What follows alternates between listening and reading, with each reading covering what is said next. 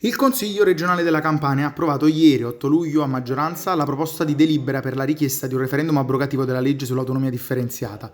Con questo voto la Campania diventa ufficialmente la prima regione in Italia a chiedere tale referendum. Il primo quesito referendario, che prevede l'abrogazione completa della legge, ha ottenuto 36 voti favorevoli, 9 contrari e 1 astenuto.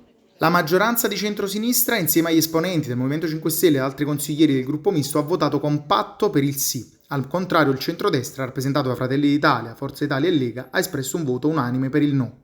In aggiunta, il Consiglio regionale ha approvato una seconda proposta di delibera per un altro referendum abrogativo sull'autonomia differenziata. Questo secondo quesito mira alla cancellazione di alcune parti specifiche della legge numero 86 del 26 giugno 2024. La proposta ha ricevuto l'approvazione unanime dei 35 consiglieri presenti in aula.